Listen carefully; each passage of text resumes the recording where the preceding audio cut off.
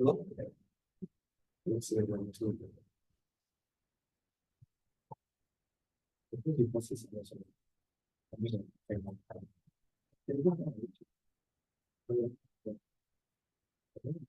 Yeah.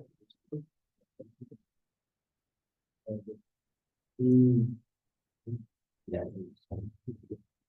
Yeah. Well, I mean, if we help so far, which one's the interior side? Oh, sure. I mean, we don't have like exhaust cover or gaskets and. It wasn't, which one is the one? Language, what is it? One that goes with it.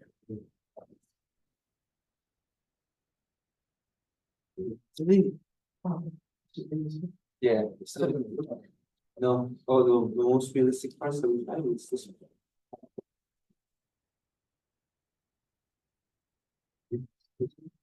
That one. And then maybe this one. Yeah, so well, this is it. Further? Yeah, this is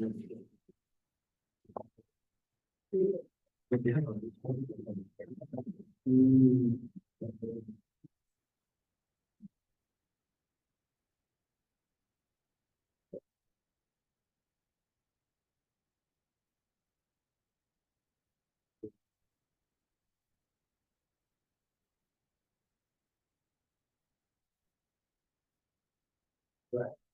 I'm thinking about it.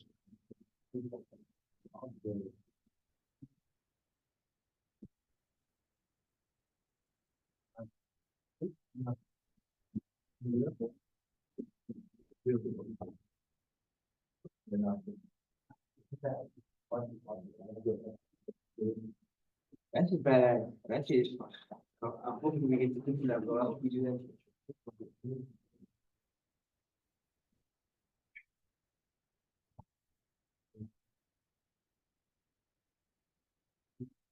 We got to. We have to.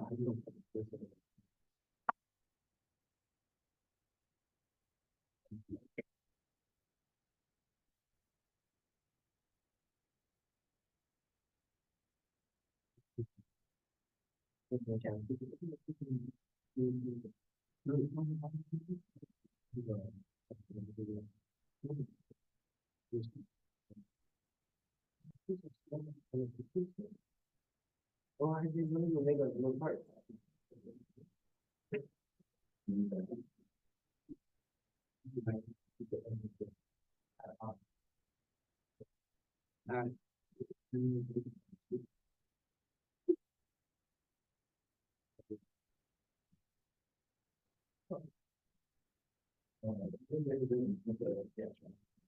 I go back and put the water.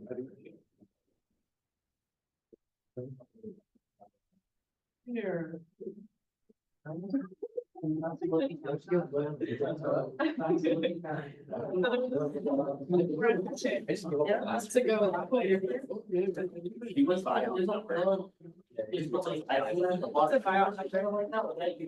Y'all numbers.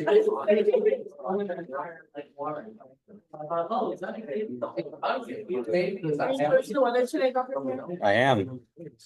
Did you know next week it's gonna be 84 degrees? Really? Yeah. That's great. I'm tired of cold weather.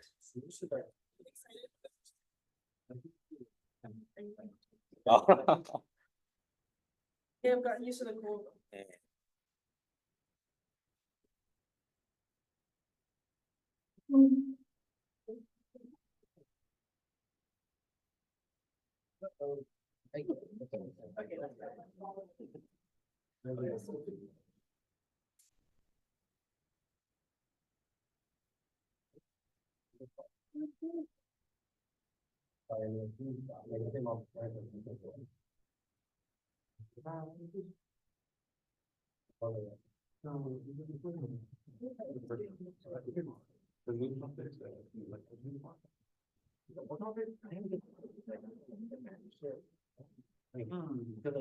There's a last call we had like this thing.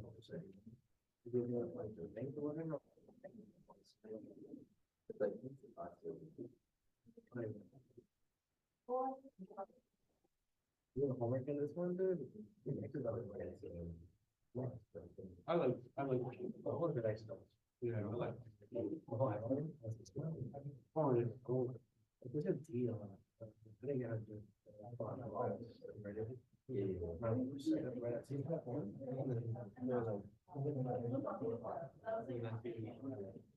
How much did it give your eyes open?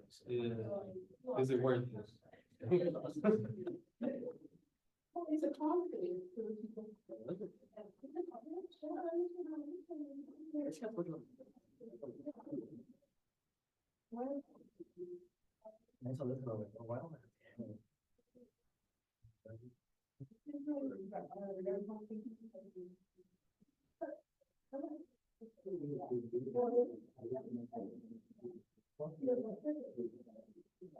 So you got. About to be right here.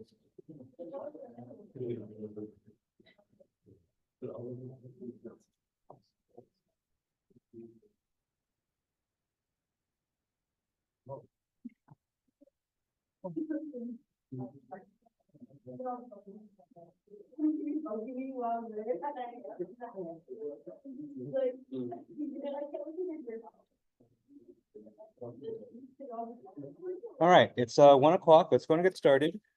All right, good afternoon, everyone. How's everyone doing today? Good to hear. Everyone on Zoom can hear me okay? My volume is up. See the mic going, so.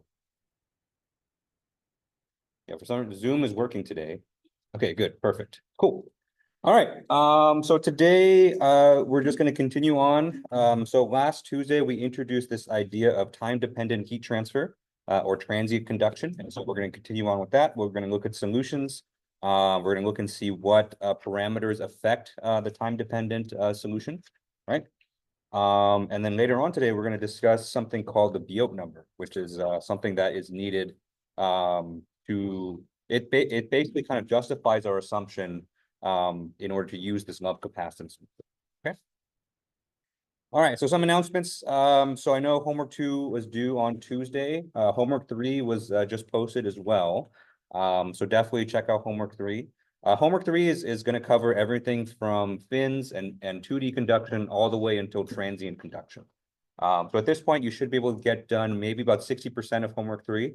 And then once we're done with transient conduction, you'll be all kind of done with that. And that'll take us right up until the first midterm as well.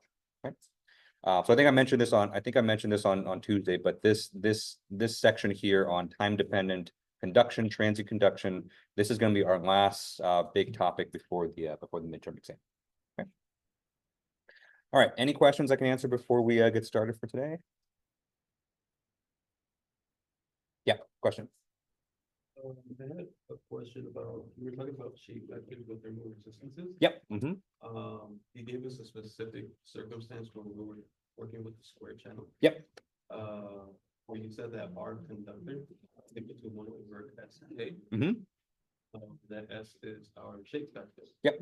In the future, where we have different circumstances, is that S just going to simply change? Exactly. It's still going to be 1 over SK, but just the S is exactly. Yeah. So the question is, for this, we went over this kind of example last time. This is actually your homework problem. But if you have a 2-dimensional conduction situation, you can form an equation for the thermal resistance of that 2D system as 1 over S times K.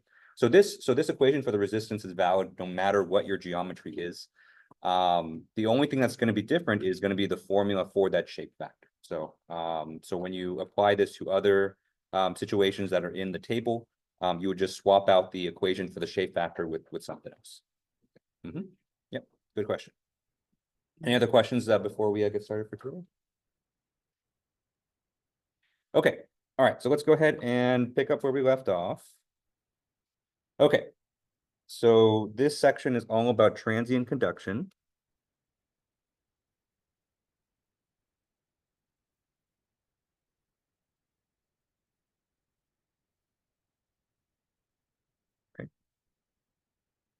So the word transient here means time dependent. And so these are going to be situations where the temperature is going to be changing with time.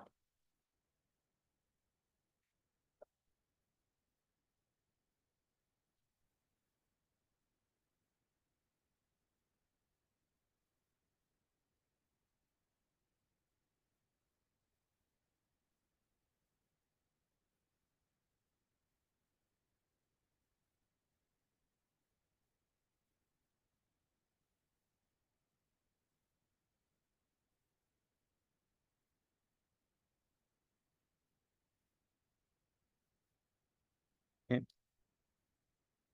So, everything up to this point, we've kind of ignored the time dependence. And so we almost always assume steady state. This will be the first time where we don't assume steady state. Okay. All right. So the example that we were working through last time was, we had a situation. We had kind of a large kind of body of water here. Okay. And we were dropping a hot object, a small hot object into the water. Okay. So the object is hot and the fluid is cold. Okay. Okay. So what's going to happen in this situation is that heat is going to rapidly leave the object. Right? And it's going to rapidly kind of cool down. Okay.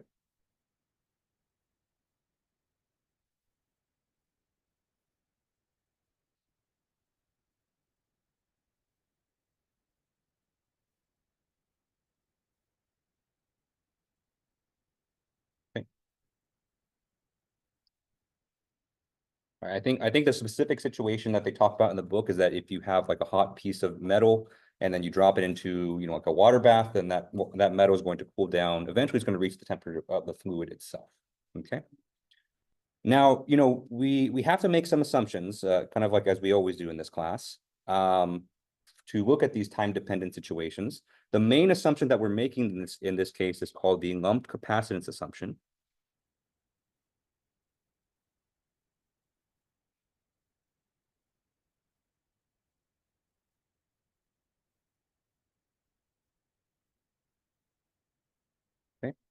And what the lumped capacitance assumption is that we're going to assume that the object that we're looking at has a uniform temperature all throughout. So basically, the entire object is at the same temperature.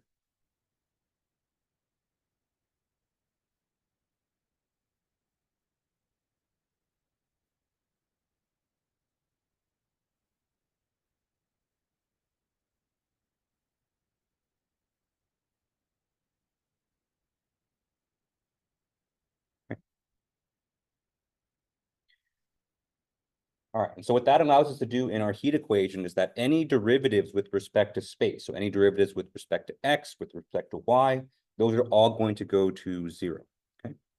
So partial x is going to go down to 0, and partial y. We don't do it with the y coordinate much, but just because it's there. So any derivatives with respect to x, this includes second order derivatives as well. Any derivative with respect to space is going to go down to 0. Okay. Okay. And so if we apply that assumption, we apply our energy balance. And so, that was kind of the last thing we did on Tuesday. We arrived at what I call kind of the lumped capacitance equation for the time evolution of temperature in an object.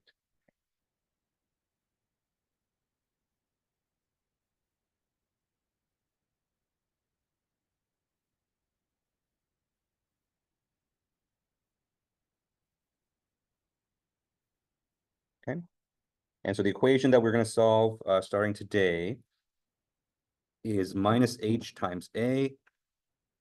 I'll say AS because that is the surface area, divided by rho times the volume times the heat capacity, multiplied by theta is equal to d theta dt.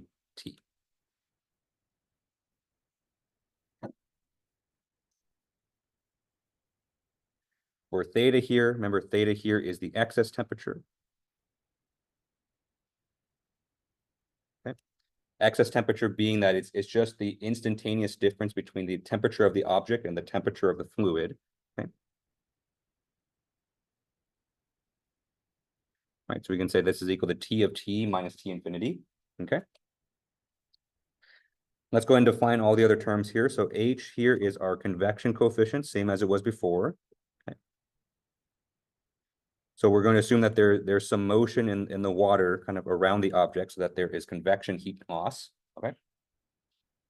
Another way to get convection is maybe the object is, you know, floating down towards the bottom. And so just by nature of the object being in motion, that's going to create convection as well.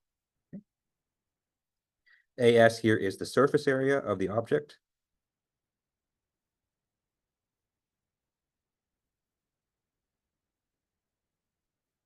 Okay.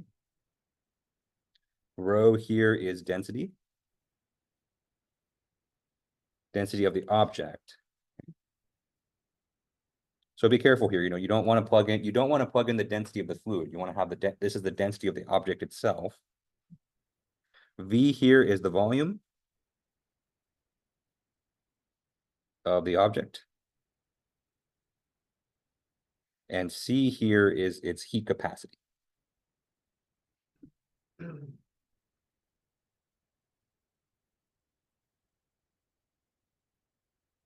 Question, yes.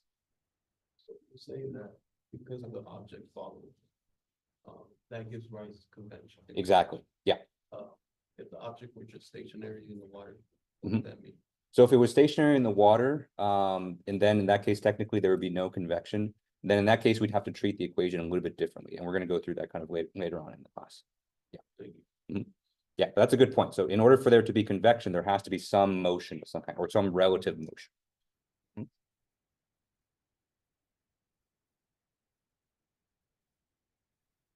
Okay, so that's our lump capacitance equation, or at least the one that we're going to start with. Later on in the class, you know, we'll expand this to include some other terms for heat flux and you know, if there's no convection, we'll kind of see what that looks like as well. But I think this is kind of a good starting point for us to look at. Okay. Any questions on this? Yeah, this problem looks slightly different, or this equation looks slightly different than what we finished on last time. Uh-huh. Is it just rearranged a bit? Yes, I believe that we just rearranged the terms a little bit. Let me actually scroll up and see. Oh yeah. So so that equation we just did in this one are the same. The only thing I divided both sides by rho VC, and I just moved this term over to the other side of the equation. Yeah. Okay, just making sure. Okay. So let's go ahead and solve this equation. So this is actually a first order differential equation. So this is actually a little bit easier to solve than our normal case. Okay. So you can solve this, you know, any manner of ways. So you can use integrating factors. I think personally for me, I think the easiest way to solve this is to separate the variables.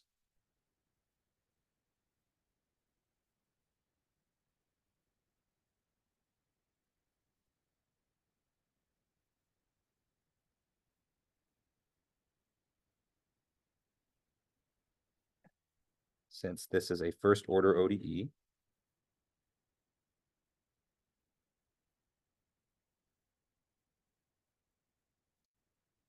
Okay. All right, so to solve this via separation of variables, we're going to take everything that is theta, and we're going to move it to the right-hand side, and everything that's not theta, we're going to move to the left.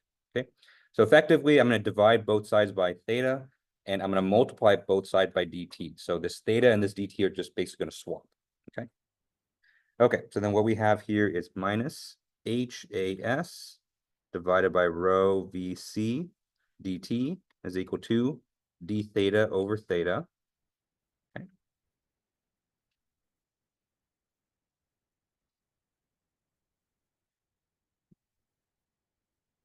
Okay, so now, you know, everything on the left-hand side, well, technically everything on the left-hand side is just a constant. And we can integrate that with respect to time. Everything on the right-hand side is with respect to theta. So let's go ahead and just integrate both sides. Okay. All right, so on the left-hand side, we're taking integral of minus HAS over rho VC dt. Again, everything in that fraction is just a constant. So we integrate this, we just get that same constant. So minus HAS over rho VC multiplied by time. Okay.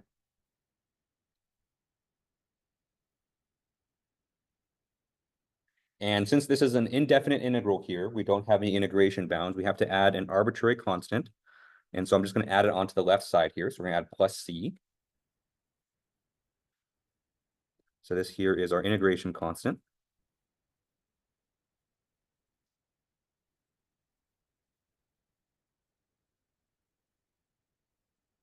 Okay. And on the right-hand side, we have integral of 1 over theta d theta. And so that is the natural logarithm of theta.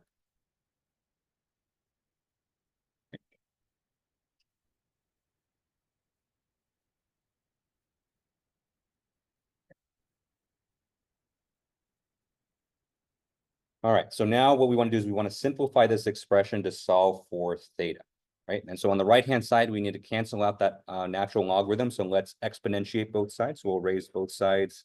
We'll exponentiate. Okay. So we're going to take e and raise both sides to that power. Okay.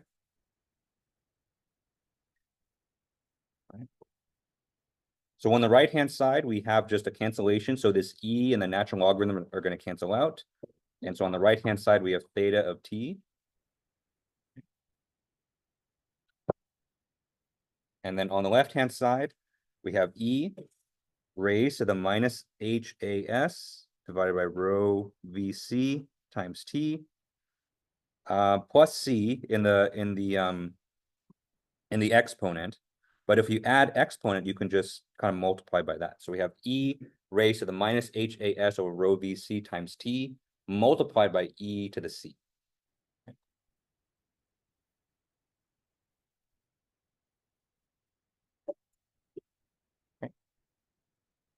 And of course, e to the c here, c is just an arbitrary constant. We haven't assigned a value to it yet.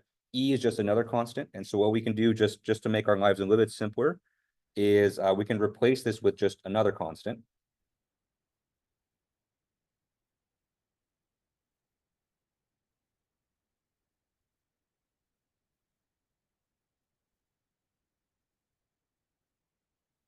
Okay. And so if we do that, we arrive at our general solution.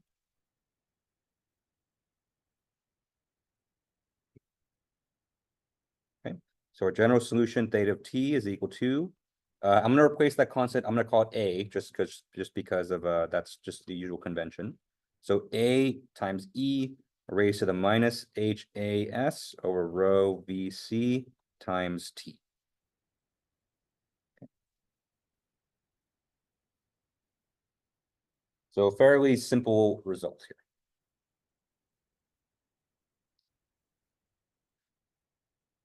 All right, any questions on how we got this general solution here?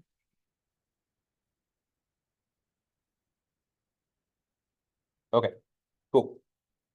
All right, so that's our general solution. So, there's a lot of information that we can glean from the general solution. So first of all, we see that our solution here is an exponential, a decaying exponential at that, right? And so that means that our solution is going to decay down very rapidly, okay? So that's good. But of course, in order to get our full solution, we have to apply an initial condition to solve for A.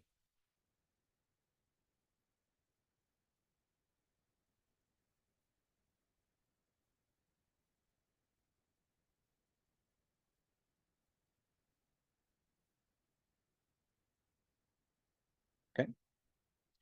All right, and so traditionally, the initial condition that we use in these cases is that we assume that we know the initial temperature.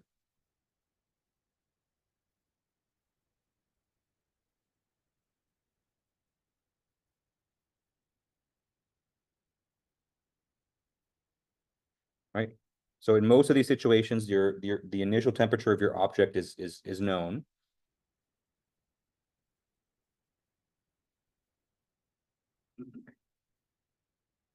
All right, so the initial temperature is basically, whatever the temperature is at time is equal to 0.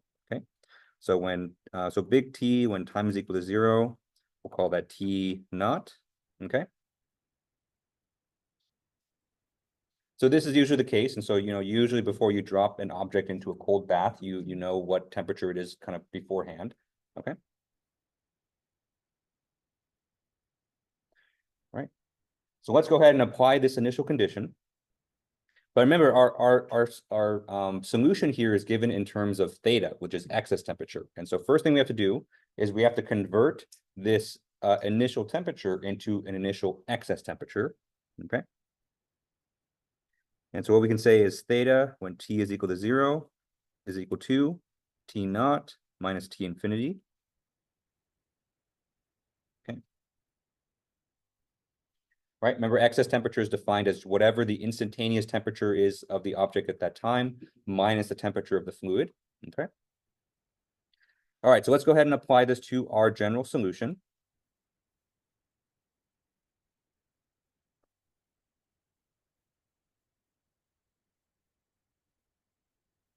Okay, so we have theta when time is equal to 0.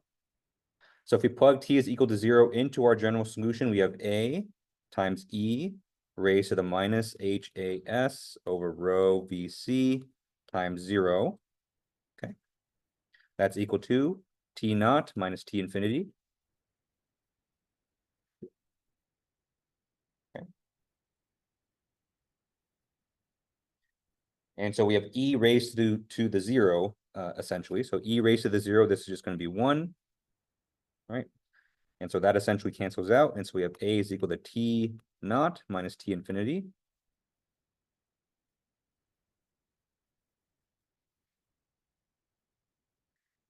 And so that gives us our solution for A. And so if we plug this in, we get our final solution, which is theta of T is equal to T naught minus T infinity times E raised to the minus HAS over rho VC times T.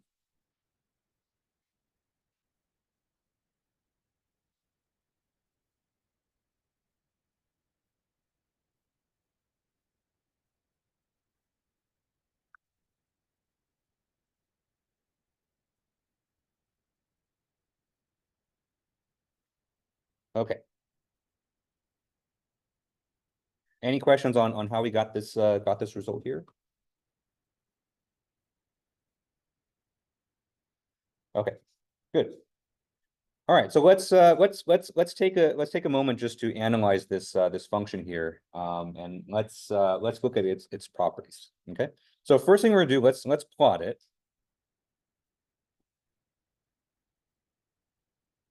Right, always good to visualize things when we can. I'm a very visual learning type person, so it helps for me to see.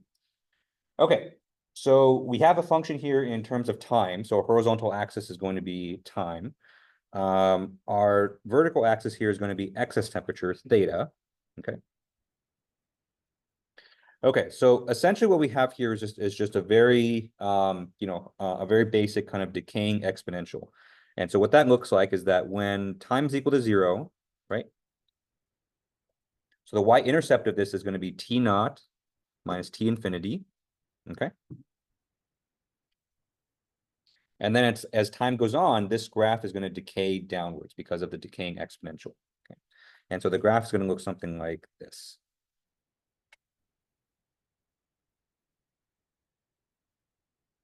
All right, and so if we put this in words, we can say that this graph shows that the excess temperature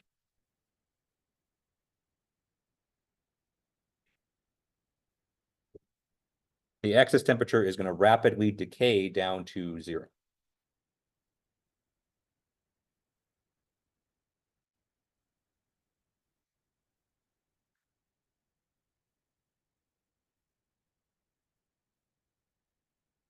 Okay.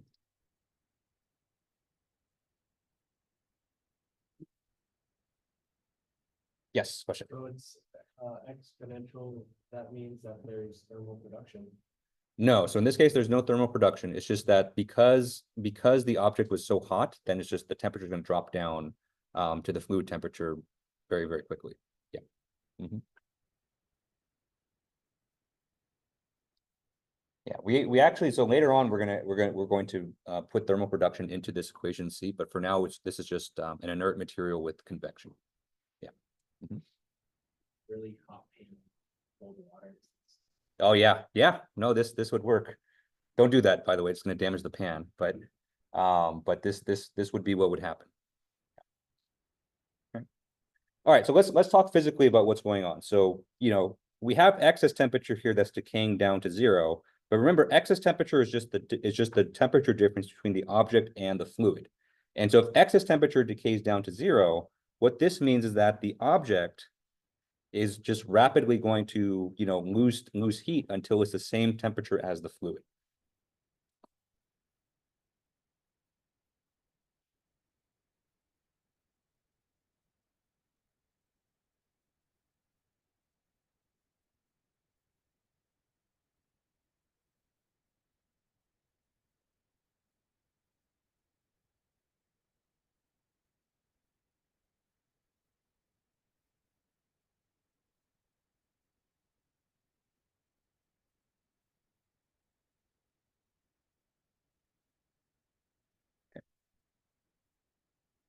So kind of be careful when you're interpreting excess temperature. So, when excess temperature is 0, that doesn't mean the object itself is at 0 temperature. All it just means is that, it's the same temperature as the fluid itself. Okay. Okay. So this is good. And this kind of matches up with kind of physically what we expect if we did drop a hot object into a cold water bath, right? And so the object is going to cool down pretty rapidly, but this also places a limit in terms of how much it's going to cool down. The object is never going to drop down to a temperature that's less than the fluid, right? It's always going to drop down up until it reaches that temperature, and then it's just going to stay at that temperature. Okay. Okay. Good. All right, so this is one graph of the temperature at time evolution. But usually for these situations, especially when we solve kind of for a symbolic result like this, it's always a good idea to look and see how the different parameters of the system, how those are going to affect your result. Okay, and in particular, excuse me. Okay, question from the chat. So yesterday we always assume a large body of water. Exactly, yes. And so technically speaking, all this heat that this object is losing it has to go somewhere. So it is going to go to the large body of water. But usually for these problems, we are going to assume that the body of water is so large that the temperature difference or the temperature change in the water is going to be pretty negligible. And so we're mostly going to ignore it. Well, technically, yes, but yeah, it's just so small that we can ignore it. Yeah. Okay, so let's look at the different parameters in this solution here and see how they affect the result, okay? Because depending on the values of the convection coefficient, the surface area, and the volume and the density, that's going to change, how this graph actually looks like, okay? Okay, first, let's look at the quantities in the numerator. So let's look at H times A.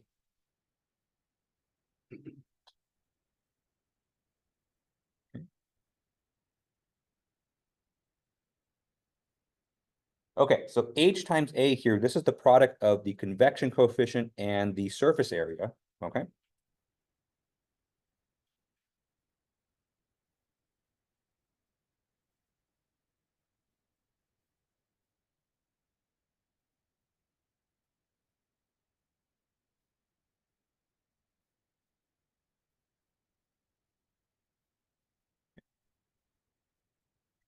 Okay, so let's see what happens, or let's see what happens to the graph if we increase either of these quantities.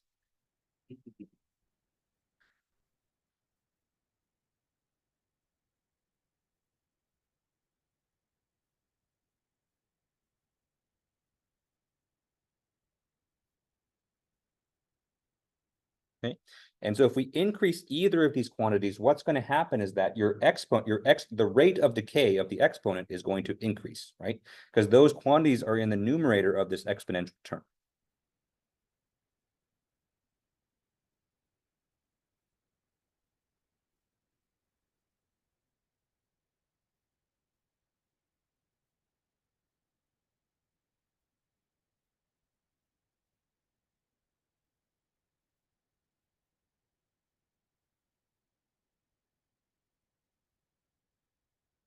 Right.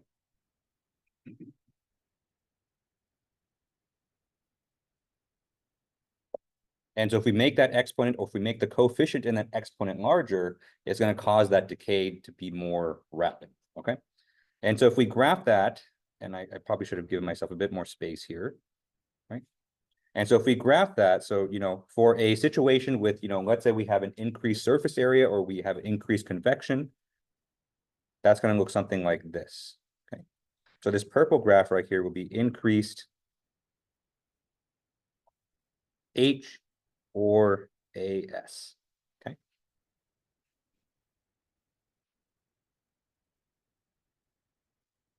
Okay. So numerically, that makes a lot of sense because, we see that quantity in the exponent. And so increasing that quantity is just going to increase that rate of decay, okay? Physically, this should make sense as well. Because by increasing either of these things, we're basically increasing the amount of heat loss, or we're increasing the rate of heat loss due to convection.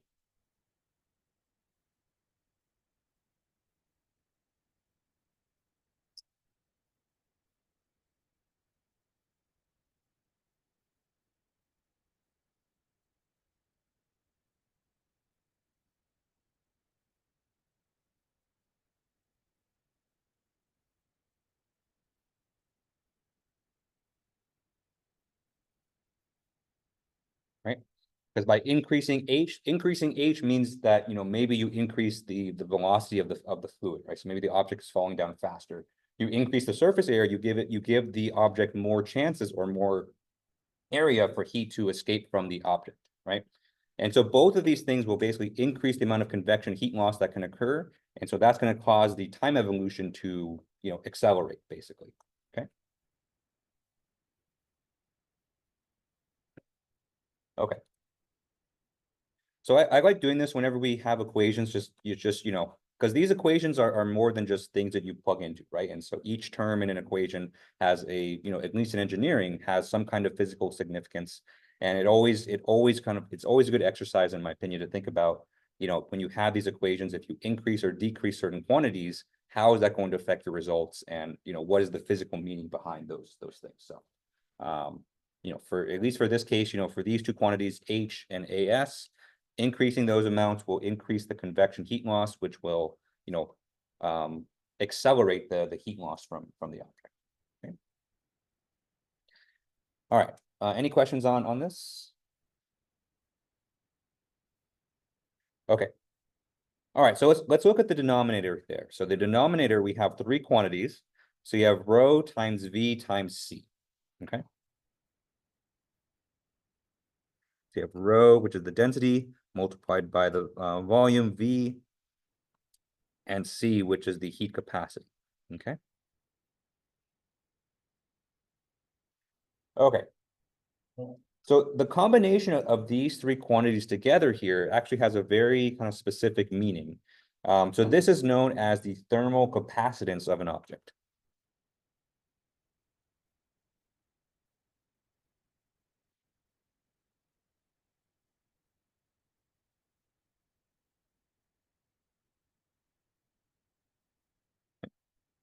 And actually, it's these combination of terms that kind of gives this method its name. Okay. All right. So of course, this name here is kind of inspired by electric circuits. So there's kind of been a lot of references to circuits in this class. But a capacitor is a circuit element that's known for being able to temporarily store electric charge, right? So if you have a capacitor in a circuit, that capacitor is designed in a way which can kind of hold charge temporarily, okay? Thermal capacitance kind of represents the thermal analog of this, where every object can kind of hold a certain amount of thermal energy.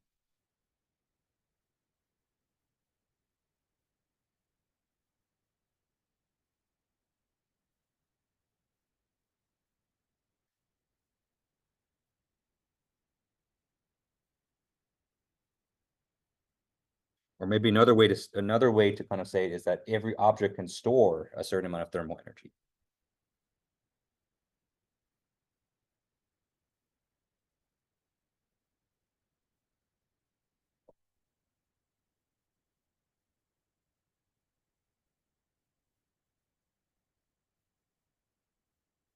Okay.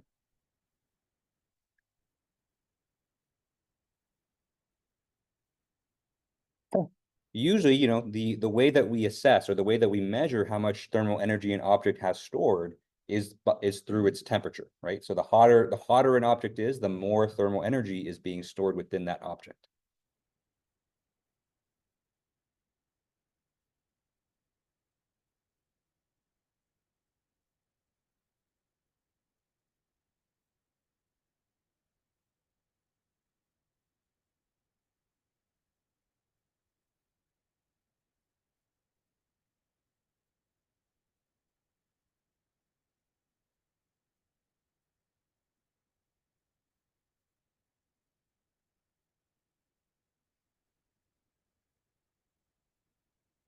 Okay.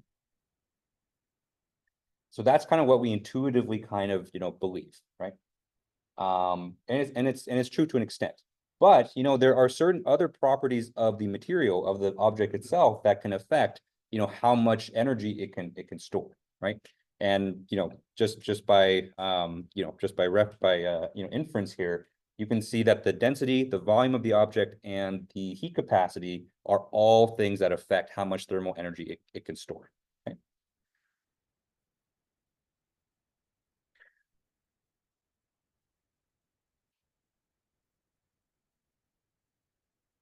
So density.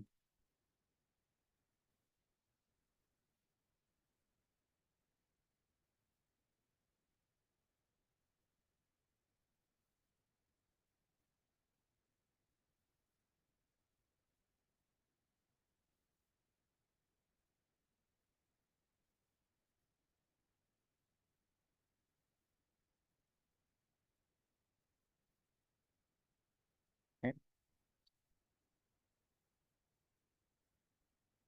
All right, and so just like we did with the convection quantities, let's play the game of, if we increase these quantities, what does that mean for the object's thermal capacitance, right? So let's start with the easiest one. So let's start with the volume, right? So if we increase the volume of an object, just by that very nature, the object is going to have a lot more mass. So increasing the volume will also increase the amount of thermal energy that the object can store.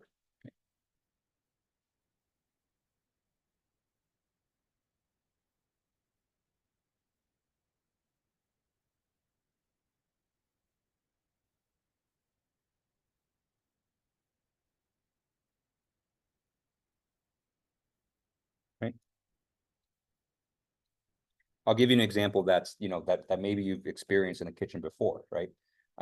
So if you've ever, watched a pot of water boil, you'll know that if you have a large pot of water, that's going to take a lot longer to boil than a small pot of water, right? Just because the large pot has a lot more volume, has a lot more mass of water in there. So it takes a lot more energy, a lot more time from your stove to actually heat it up. Okay. Okay. Density.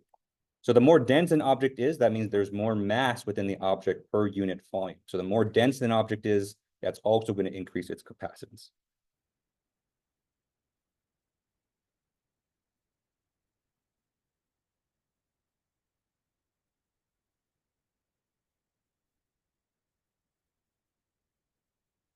Okay. I'm going to give you another analogy from the kitchen, just because I cook a lot myself. So if you've ever cooked a good steak, you know that one of the best tools that you can have for that is a good cast iron pan. A cast iron pan, if you've ever tried to hold one, is heavy. It's hard to kind of grip it with one hand and kind of flips things with it. But part of the reason why a cast iron pan is so good at cooking steaks is that it retains heat really well. That's kind of what chefs always say. And part of the reason why cast iron pans are so good at holding heat is because cast iron is just such a dense material. It's just has so much mass for how much space it takes up. So because it's so dense, it can hold a lot of heat. When you put a steak on there, the pan basically stays at the same temperature. So more dense materials are able to store more heat than other ones. Okay. All right, and then heat capacity. Heat capacity is kind of a more of a straightforward one. So heat capacity tells you, how much heat this material can store per mass of the material. Okay. So this is a property of the material itself. So once again, more heat capacity. Okay.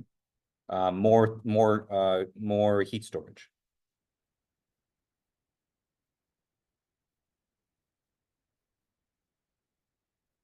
Okay.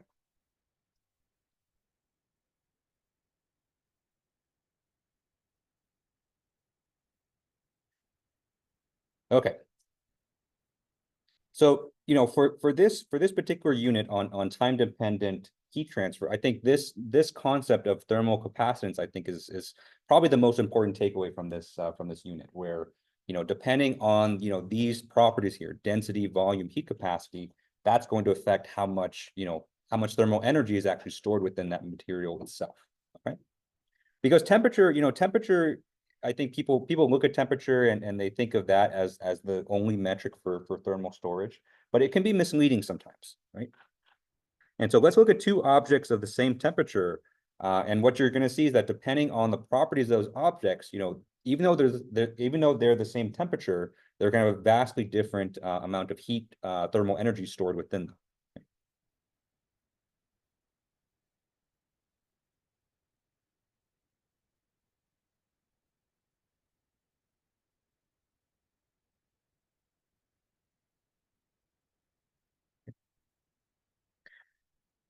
All right, so this example here is kind of similar. If you've ever heard the riddle of a pound of what weighs more, a pound of feathers or a pound of steel, you know, this is kind of similar to that. Okay, so let's look at one object. So let's say that we have let's say, well, I can only think of kitchen stuff because I skipped lunch today. So let's look at a cast iron pan.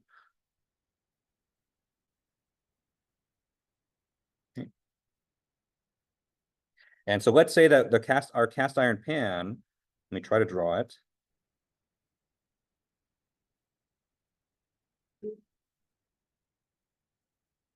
Okay. Cast iron pan might look something like that. Okay. So let's say that this pan is held at 100 degrees Celsius right now.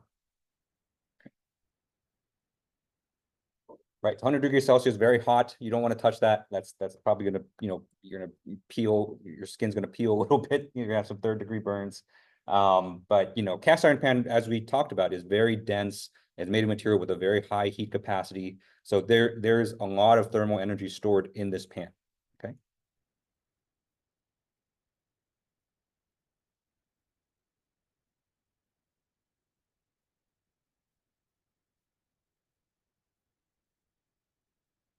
Okay. Versus, let's look at another object that's also at 100 degrees C. Okay. So let's look at let's see what else. Let's look at a relatively small object. Let's look at it. Let's look at a French fry. I'm really hungry right now. Right. So a French fry, you know, after you cook it, you know, a lot of times you cook it within a hot oil, but a French fry is like a little measly tiny thing, right? So this can also be at 100 degrees C. Okay. But because the French fry is so small, it's so light, you know, potatoes are not that dense at all. Even though it's the same temperature as the cast iron pan, we can say that this fry is not going to have that much thermal energy stored in it.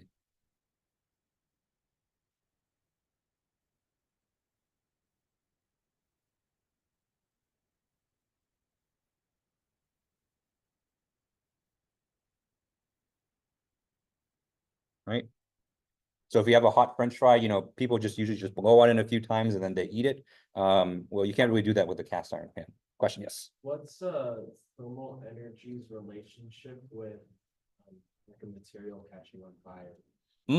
So that's usually something different. So material catching on fire, that's usually a function of, you know, how combustible it is. So it's more of like a surface property of how well that kind of lights on fire. But that's, you know, usually not directly related to the thermal capacitance. Yeah, if you have a cold object, it'll probably prevent the fire from happening to begin with, but you know, they're not directly related. How about the amount of time that an object remains at that temperature? Is that really It is. So if you have an object, so you know, let's say that we have both of these objects, we're just having them sit on the countertop. The cast iron pan is going to maintain its temperature for much longer, just because it just has much more thermal energy to kind of decay down. Yeah. Mm-hmm.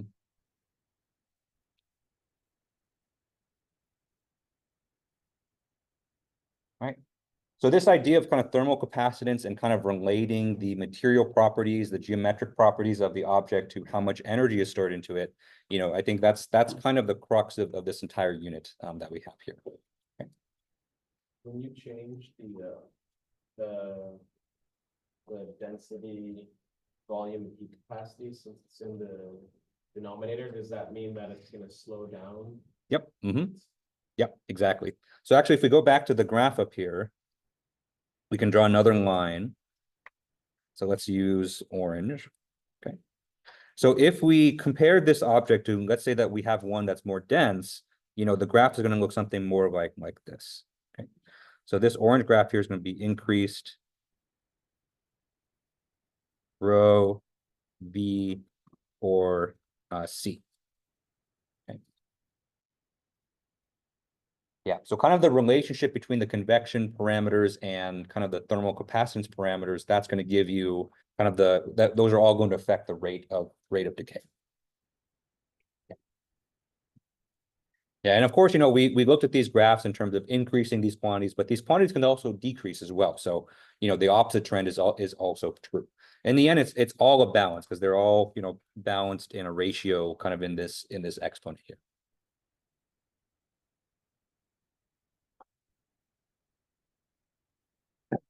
All right, any other questions on this?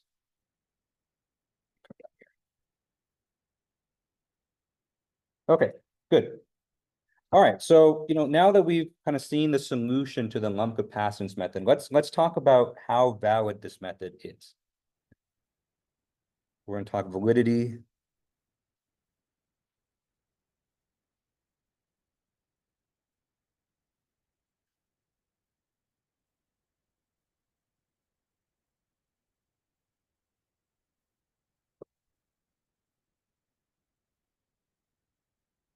Okay.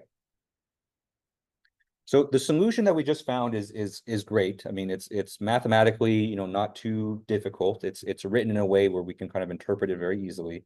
But remember that whole solution there kind of was built upon one key assumption.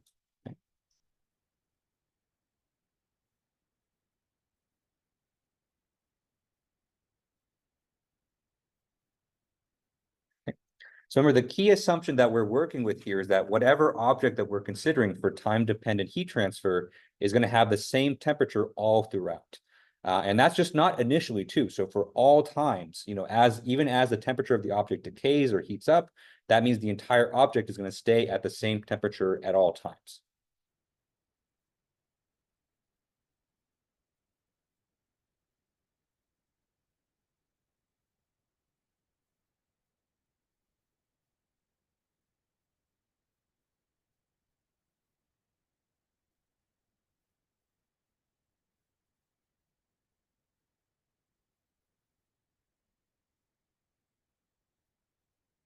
Or hang on, I'm too hungry. So so the temperature stays uniform in the object at all times. Stays at same uniform. So the temperature of the object can change, but as long as the object, kind of the entire object changes, has a uniform temperature all throughout. Okay, so that means if you have an object here, right?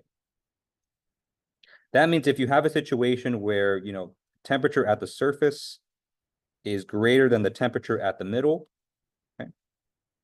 So if Ts is ever greater than Ti, right? Or if there's any kind of difference in between these, right?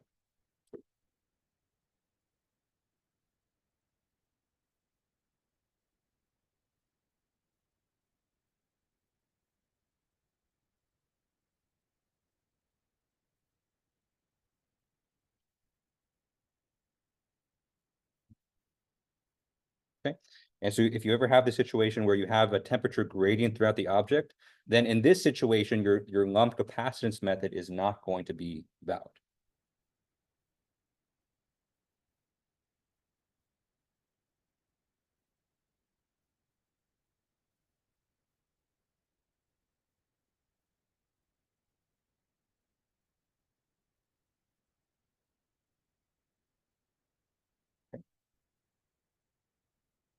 Okay. So that's good. But, you know, how do you know if this is going to be the case? So how do you know if your object is going to be, you know, different temperatures throughout? Well, turns out there is kind of a convenient way to determine this ahead of time.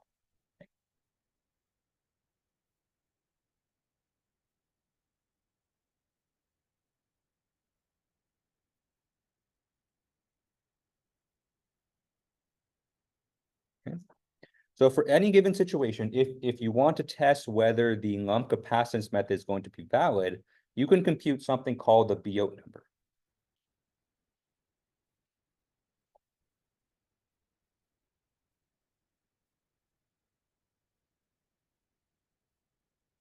Okay. So let me give you the expression for the Biot number, and then we'll talk about kind of its physical kind of interpretation. Okay. Okay. So the Biot number is a ratio, so it's a non-dimensional number. So if you are familiar from fluid mechanics about, you know, things like the Reynolds number, you know, Biot number is the same. Okay. There's literally hundreds and hundreds of different non-dimensional numbers in engineering science, because everyone wants to have a number named after themselves. So, but only a small handful of them are actually useful. So here's Biot number. This one's pretty useful. And so Biot number is the convection coefficient multiplied by some length of the object divided by the thermal conductivity of the object itself. Okay.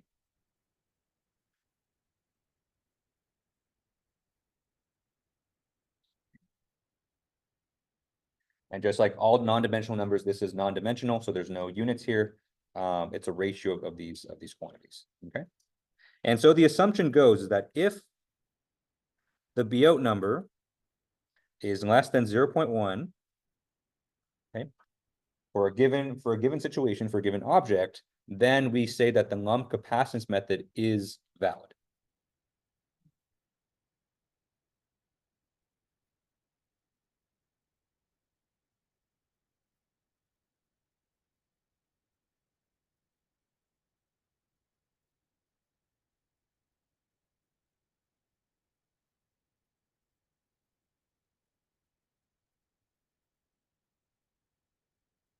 Okay. All right. So what is this Biot number? So what does it represent? Okay, let me take the same Biot number and let me kind of reformat it in another way. Okay. And let me reformat it in this way. So let's say that the Biot number, or let me do this first. So let me remind you about, you know, the thermal resistances for conduction and convection. Okay. So this kind of goes back to maybe I think week 2 of the semester. Okay.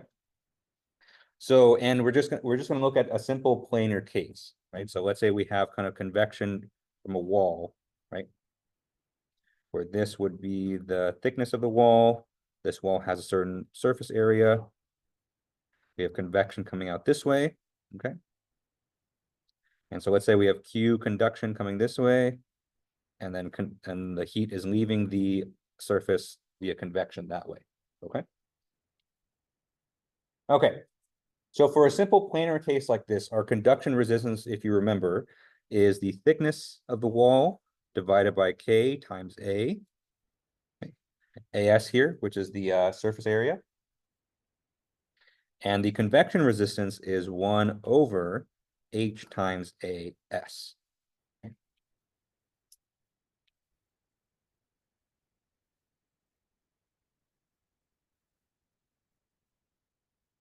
All right, so those are our expressions of the thermal resistances for conduction and convection in a simple kind of planar Cartesian case.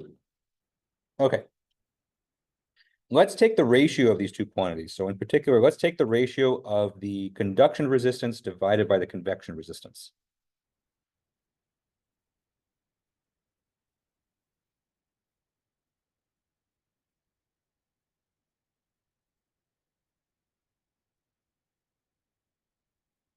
Okay. So we take conduction resistance divided by convection resistance. Okay. And so what we have here is L over K times A multiplied by 1 over H times AS, which is just H times AS. Okay.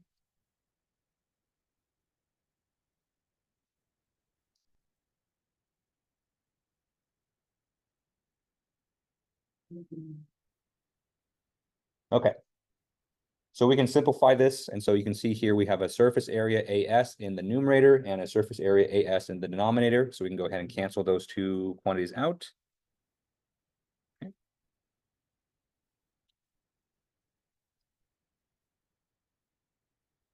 And then lo and behold, when you cancel everything out and you kind of just rearrange the terms slightly, we have H times L divided by K.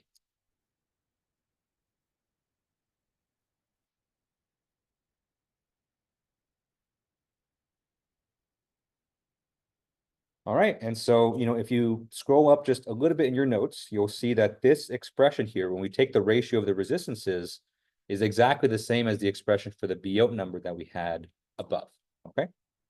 So this kind of gives some context of, what this Biot number represents. This Biot number represents the ratio of conduction resistance to convection resistance within a given object.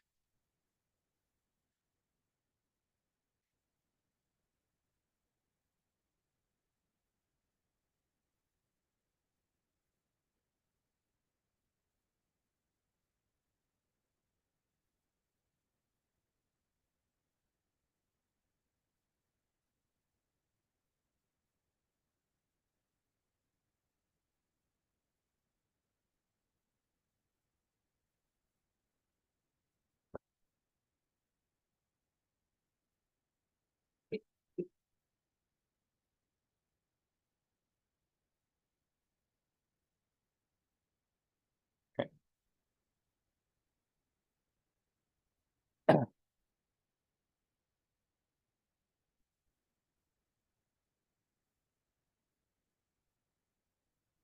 All right.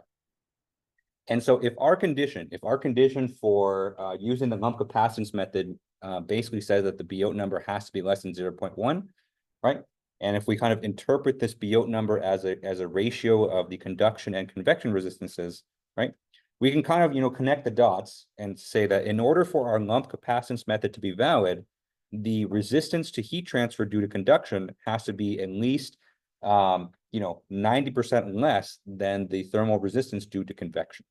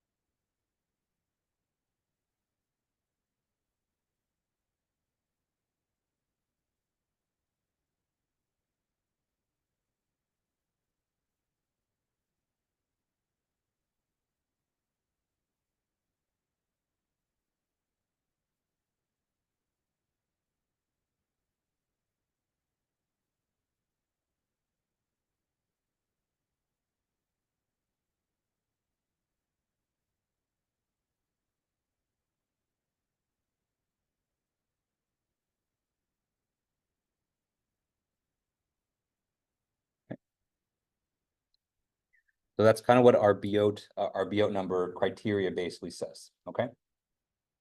So whatever we measure for our conduction resistance has to be 10 times less than the convection resistance, okay? And of course, this is not an absolute threshold, and so if your conduction resistance is 9.9% less, that's probably close enough. But this is kind of the cutoff for for us saying that for our lump capacitance method to be valid, okay?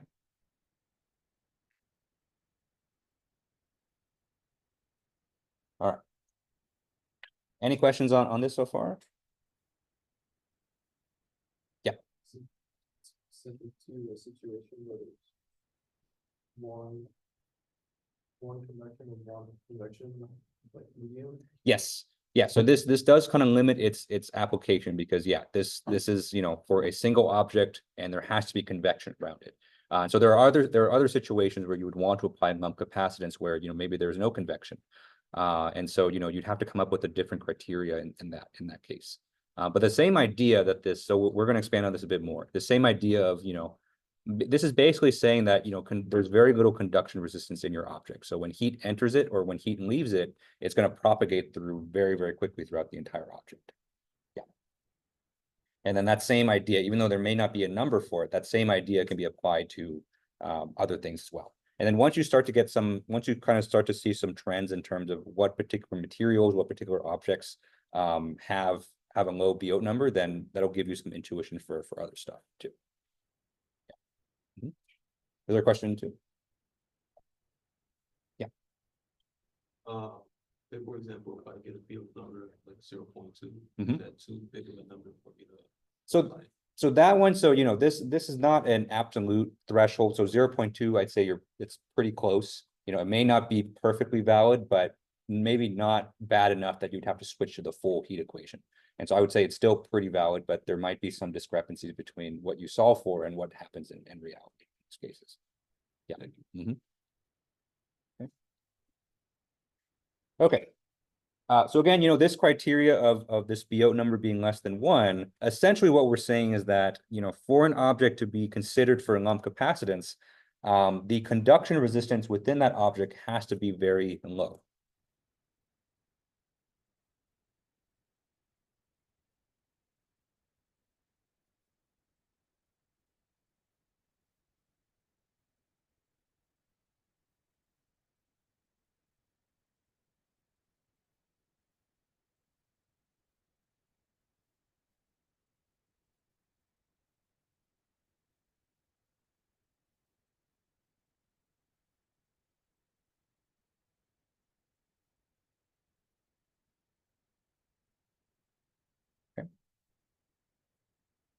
So physically, what this means is that, any heat that kind of moves through the object, either enters the object or leaves the object, it's going to propagate through the entire object very, very quickly.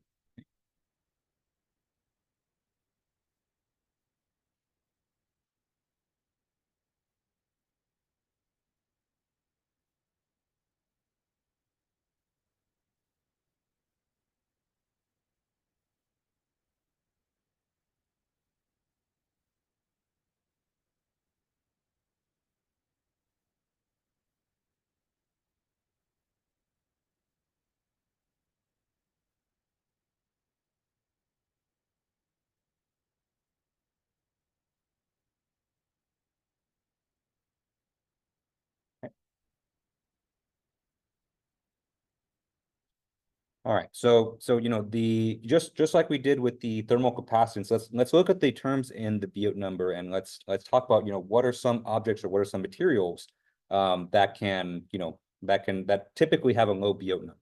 Okay, so our Biot number is H times L over K, and again this has to be less than 0.1 in order to have the lump capacitance method be valid. Okay.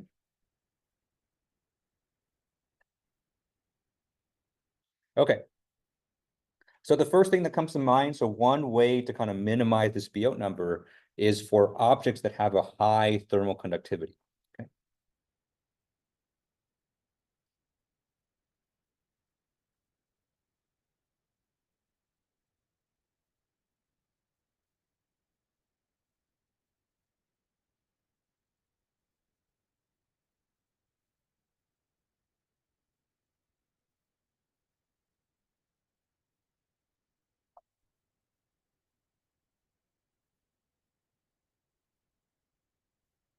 Right? Because remember what thermal conductivity represents. Thermal conductivity represents how easily heat can move through an object, right? So materials like metals, like metals, they typically have high thermal conductivity because we know heat can move through metals very, very easily. So, heat, we know metal is a very good conductor of heat. And so typically metals are going to have a fairly low Biot number because their thermal conductivity is just so high. Okay. Another thing is small objects.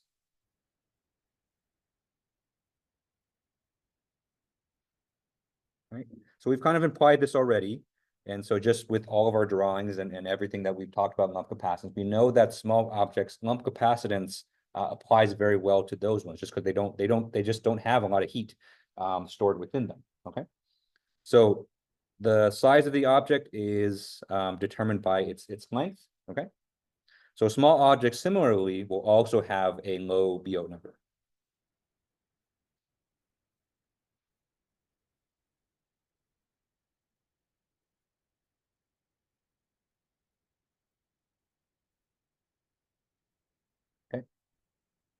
Now, the interesting one here is the convection coefficient. And so, what this is saying here is that if you have a high convection coefficient, so you have, an object that's within maybe like a water jet stream, that's actually going to, make it so your lump capacitance isn't valid. Because if you increase H, that's going to increase the Biot number, and that's going to make your lump capacitance, less valid, right?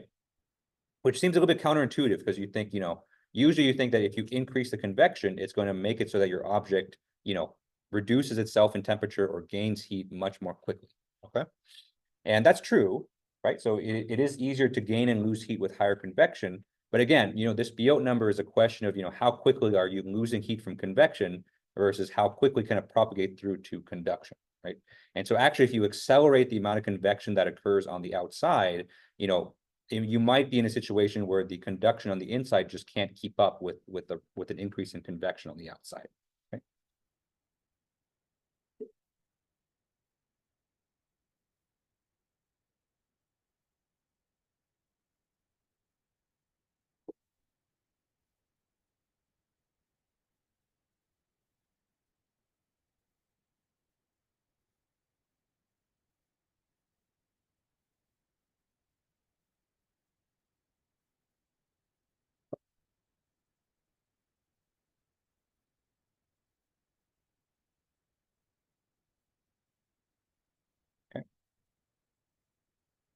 Okay. Okay, so those are all the factors, and of course the opposite is true as well. So if you have an object with low thermal conductivity, likely its Biot number is going to be fairly high, and for large objects, this doesn't apply that well to for decreasing convection as well. Question, yes. So you have a medium-sized metallic object that would have a high thermal, a high Biot number. Mhm. How would you handle that? Because it would make the lump capacitance invalid, right? Right. Yeah. So for situations where the Biot number condition is not satisfied, this is usually getting in the case where Biot numbers may be close to 1 or greater than 1. Then you would have no choice. You'd have to solve the full heat equation, which is partial differential equation. So spatial variation, temporal variation, probably 2D as well. And so you probably need a computer to solve those cases. If you did it just with the general solution we have, Mhm. how inaccurate would it just? It would probably be accurate towards the surface of the object, but probably internally, you would probably either underestimate or overestimate the temperature internally in the object. Yeah.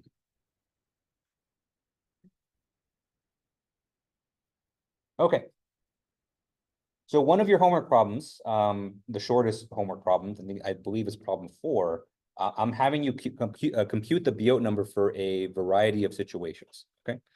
Although, one problem that you may encounter is, for a fairly complex object or for an object with the complex geometry, what you plug in for L can sometimes be, challenging. Okay?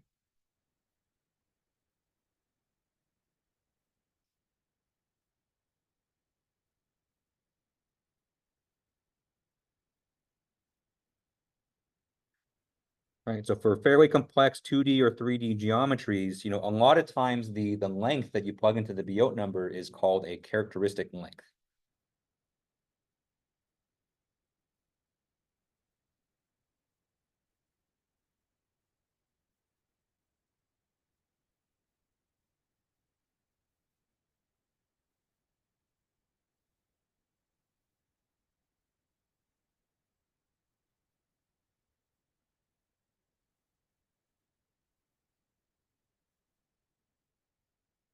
Okay.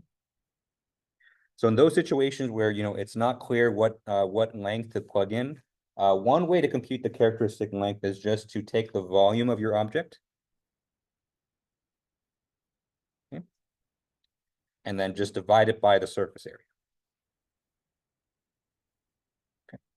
So that'll give you a quantity with with dimensions of length, and that's something you can plug into the BO number. Question, yes. Yeah, so the K here stands for thermal conductivity. So that is basically a property of the material that says how well heat can move through the object. Yeah. Mm-hmm.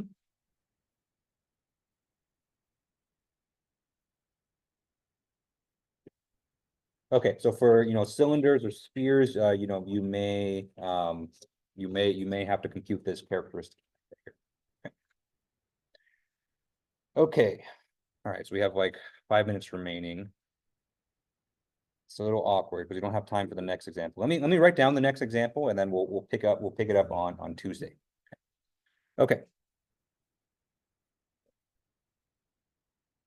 All right, so the kind of the quintessential example for lump capacitance is an object in a water bath, but there are a lot of situations where you can apply lump capacitance that don't involve a liquid at all. Okay, so this is actually going to involve air, so we still have a fluid here, but not necessarily a water bath.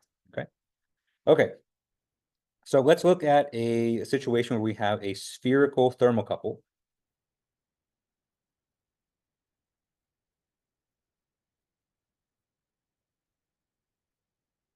Right.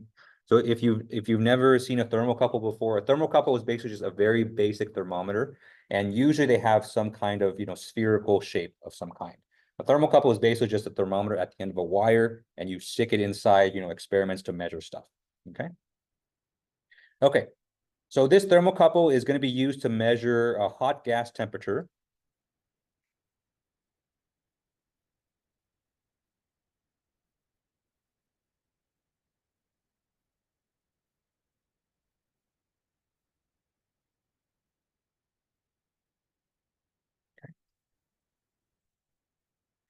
Okay. So let me go ahead and draw it out here. So we have a spherical object here. Okay. Right. So, like I said, the thermocouple normally is at the end of a wire, but we're going to assume that the sphere is just kind of floating in space right here. Okay. Okay. So this one has numbers, which is exciting. So the thermocouple is made of a material with a thermal conductivity of 20 watts per meter Kelvin, or degrees C, since I'm using K for thermal conductivity. Okay. Its heat capacity here is 400 joules per kilogram degrees Celsius, and its density, rho, is 8,500 kilograms per meter cube. Okay, so it's a fairly dense material. Okay. So let's say that this thermocouple here starts at room temperature. So we'll say that the initial temperature T naught is 25 degrees C. Okay. Right. So we fasten this thermocouple kind of in room temperature, and we're sticking it inside kind of a maybe an experimental setup with a very hot gas. Okay. Okay, so there's hot gas moving past this thermocouple. Let's say that it's in motion. Okay. Right, so we have fluid that's coming out like this. Okay. We'll say that the convection coefficient of the hot gas moving past this is 400 watts per meter squared degree C. Okay. The temperature of the fluid, T infinity, is going to be 200 degrees C. And then, actually, that's all you need. Probably need the radius of this thing too. Oh, we're gonna software. Okay. Okay, so those are the parameters of this problem, right? And let's say for this problem, we are in charge of designing this thermocouple.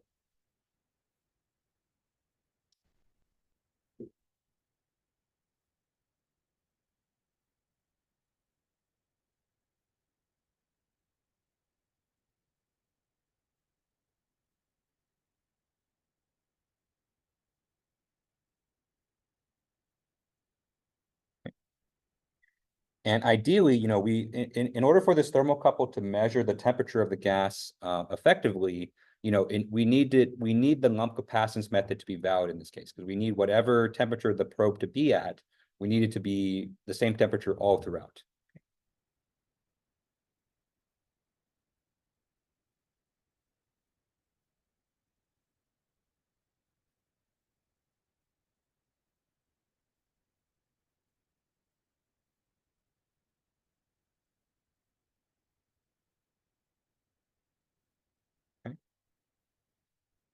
So essentially, we need to compute the diameter of this thermocouple so that the lump capacitance method is valid. Okay, so that's part one of the problem. So part one is we're going to design this thermocouple.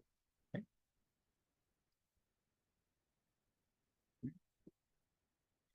And for number two, right? If we design this thermocouple this way, we want to compute how much time is required for this thermocouple to reach a temperature of 199 degrees C.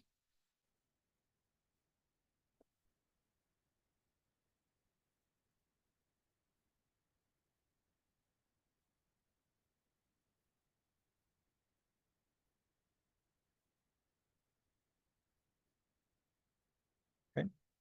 Remember, this thermocouple, it's going to be responsible for measuring the temperature of the gas. And so, we basically want to see how quickly can this thermocouple react to changes in temperature, right? And so by computing the amount of time it takes for the thermocouple to go from 25 degrees C to 199 degrees C, which is essentially the temperature of the gas, we can see how effective this thermocouple is going to be at that job, okay? All right, any questions on this? So we'll do this on Tuesday. It's a little bit too little time right now. Okay, all right. So I will see you guys on Tuesday. I hope you guys have a good weekend and stay safe out there.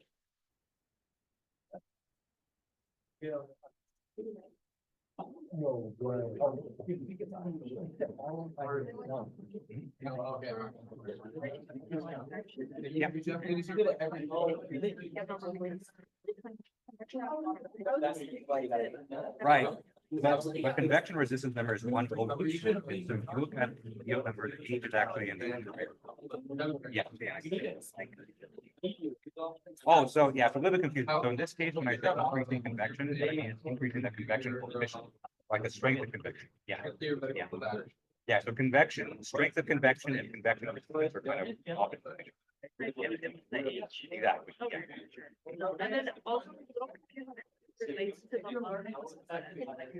Yeah, so for the lump capacitance method, remember we're computing how quickly this object can change temperature.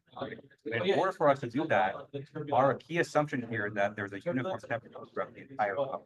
And so this Biot number is kind of gives us a way to kind of predict, how uniform this temperature is going to be in the object relative to the. And so if the Biot number is less than 0.1, what that's telling us basically is that the object can, like, he can conduct through the object really easily, and so it can basically keep a uniform temperature, even when the temperature outside of it is changing very rapidly. Yeah, that's what we're doing. It's the opposite. Turbulent meaning it's like